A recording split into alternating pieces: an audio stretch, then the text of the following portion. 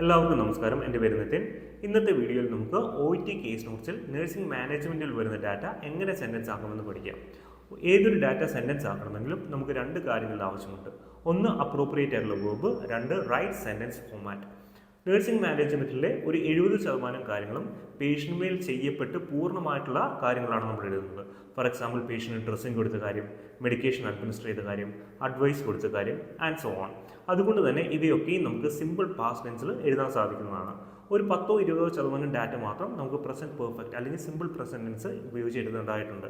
ഇന്നത്തെ വീഡിയോയിൽ നമുക്ക് സിമ്പിൾ പാസ്റ്റ് ടെൻസ് ഉപയോഗിച്ച് കുറച്ച് നഴ്സിംഗ് മാനേജ്മെൻറ്റ് ഡാറ്റ സെൻറ്റൻസ് ആയിട്ട് കൺവേർട്ട് ചെയ്യാം. അതിനു മുന്നേ എന്താണ് സിമ്പിൾ പാസ്റ്റ് ടെൻസ് എന്ന് നമുക്കൊന്ന് പഠിക്കാം. We use simple past tense to denote completed action or an event. അതായത് പൂർണ്ണമായും കഴിഞ്ഞ ഒരു ആക്ഷൻ അല്ലെങ്കിൽ ഒരു ഇവൻറ്റ് എഴുതുവാൻ വേണ്ടിയാണ് നമ്മൾ സിമ്പിൾ പാസ്റ്റ് ടെൻസ് ഉപയോഗിക്കുന്നത്. ഇത് രണ്ട് വോയിസിൽ നമ്മൾ എഴുതാറുണ്ട്. ആദ്യത്തേത് ആക്റ്റീവ് വോയിസ്, രണ്ടാമത്തേത് പാസീവ് വോയിസ്. ഇവ തമ്മിലുള്ള വ്യത്യാസം വളരെ സിമ്പിളാണ്. നമ്മൾ പൂർണ്ണമായും അവസാനിച്ച ഒരു ആക്ഷൻ എഴുതുമ്പോൾ അല്ലെങ്കിൽ പറയുമ്പോൾ ആ പ്രവൃത്തി ചെയ്ത ആൾക്ക് ഇമ്പോർട്ടൻസ് കൊടുത്ത് പറയുകയാണെങ്കിൽ അതിനെ ആക്റ്റീവ് വോയിസ് എന്ന് പറയും. അതേസമയം ആ പ്രവൃത്തി ആരുടെ മേലാണോ ചെയ്യപ്പെട്ടത് ആ ചെയ്യപ്പെട്ട ആൾക്ക് ഇമ്പോർട്ടൻസ് കൊടുത്ത് എഴുതാൻ നേരത്ത് അതിനെ പാസീവ് വോയിസ് എന്നും പറയും. Subject plus V2 form of verb plus object or phrase എന്ന ഫോമാറ്റിൽ വരുന്ന സെൻറ്റൻസസ് ആണ് ആക്റ്റീവ് വോയിസ്. അതേസമയം object plus was or verb plus V3 form of verb plus by plus subject എന്ന ഫോമാറ്റിൽ വരുന്ന സെൻറ്റൻസസിനെയാണ് നമ്മൾ പാസീവ് വോയിസ് എന്ന് വിളിക്കുന്നത്. നമുക്കൊരു എക്സാമ്പിളിൻ്റെ സഹായത്തോടെ നോക്കാം. റാം കിൽഡ് രാവണ, അതായത് രാമൻ രാവണനെ കൊന്നു. ഈ ഒരു സെൻറ്റൻസിൽ ഇമ്പോർട്ടൻസ് രാമനാണ്. ഇത് ആക്റ്റീവ് വോയിസിലുള്ള ഒരു സെൻറ്റൻസ് ആണ്. അതേസമയം Ravana was killed by Ram എന്ന് നമ്മൾ പറയുമ്പോൾ രാവണനാണ് ഈ ഒരു സെൻറ്റൻസിൽ ഇമ്പോർട്ടൻസ് പോകുന്നത്. അതായത് രാവണൻ രാമനാൽ കൊല്ലപ്പെട്ടു. നമുക്ക് രണ്ട് ഉദാഹരണങ്ങളോട് നോക്കാം. Nurse gave him medication. ഈ ഒരു സെൻറ്റൻസിൽ നേഴ്സിനാണ് ഇമ്പോർട്ടൻസ്, അതായത് നേഴ്സ് അവന് മെഡിക്കേഷൻ കൊടുത്തു എന്നാണ്. ഈ ഒരു സെൻറ്റൻസ് നമുക്ക് രണ്ട് രീതിയിൽ പാസീവ് വോയിസിൽ എഴുതാം. ആദ്യം പേഷ്യൻറ്റിന് ഇമ്പോർട്ടൻസ് കൊടുത്ത് he was given medication by the nurse. നമുക്ക് മെഡിക്കേഷൻ ഇമ്പോർട്ടൻസ് കൊടുത്തും ഈ ഒരു സെൻറ്റൻസ് പാസീവ് വോയിസിൽ എഴുതാം. Medication was given to him by the nurse. ഇനി ഒരു ഉദാഹരണം കൂടി നോക്കാം. Doctor prescribe him metformin and ramipril. അതായത് ഡോക്ടർ അവന് മെറ്റ്ഫോമിനും റാമിപ്രിലും പ്രിസ്ക്രൈബ് ചെയ്തു. ഈ ഒരു സെൻറ്റൻസ് പാസീവ് ഫോമിലോട്ട് വരുമ്പോൾ നമുക്ക് മെഡിക്കേഷൻ ഇമ്പോർട്ടൻസ് കൊടുത്തും അതുപോലെ തന്നെ പേഷ്യൻ്റ് ഇമ്പോർട്ടൻസ് കൊടുത്തും എഴുതാൻ സാധിക്കും. ആദ്യത്തേത് നമുക്ക് പേഷ്യൻ്റ് ഇമ്പോർട്ടൻസ് കൊടുത്ത് എഴുതാം. He was prescribe ramipril and metformin by doctor. Also we can write ramipril and metformin were prescribe for him by the doctor. Ramipril and metformin എന്ന് പറയുമ്പോൾ രണ്ട് കാര്യങ്ങളുണ്ട്, പ്ലൂറലാണ്, അതുകൊണ്ടാണ് നമ്മൾ വേർ യൂസ് ചെയ്യുന്നത്. അതേസമയം ഹി എന്ന് സ്റ്റാർട്ട് ചെയ്യാൻ നേരത്ത് ഇവിടെ ഒബ്ജക്റ്റ് സിംഗുലർ ആണ്, അതുകൊണ്ടാണ് നമ്മൾ വാസ് യൂസ് ചെയ്യുന്നത്. ഇനി നമുക്ക് നഴ്സിംഗ് മാനേജ്മെൻറ്റിലെ കുറച്ച് ഡാറ്റ സെൻറ്റൻസ് ആയിട്ട് കൺവേർട്ട് ചെയ്യാം. ലിസ്റ്റ് ഓഫ് ഡാറ്റ സ്ക്രീനിൽ പ്രസൻറ്റ് ചെയ്തിട്ടുണ്ട്. ഇനി നമുക്ക് ഓരോ ഡാറ്റയും സെൻറ്റൻസ് ആയിട്ട് കൺവേർട്ട് ചെയ്യാം. ആദ്യത്തെ ഡാറ്റ പറയുന്നത് എന്താണ്? 2 ലിറ്റർ IV ഫ്ലൂയിഡ്സ് പേഷ്യൻ്റ് 24 മണിക്കൂർ കൊടുത്തു എന്നുള്ളതാണ്.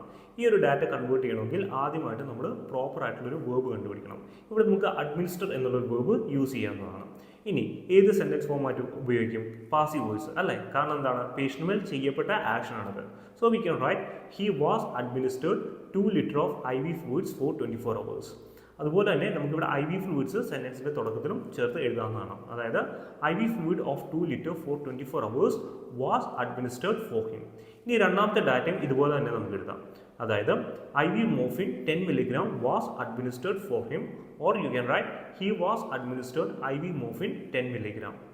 ഇനി നമുക്ക് വേണമെങ്കിൽ ആദ്യത്തെ രണ്ടാമത്തെ ഡാറ്റ ആൻഡ് ഉപയോഗിച്ച് ക്ലബ് ചെയ്ത് എഴുതാം, കാരണം രണ്ടിനും ഒരേ വേർബ് മതിയല്ലോ.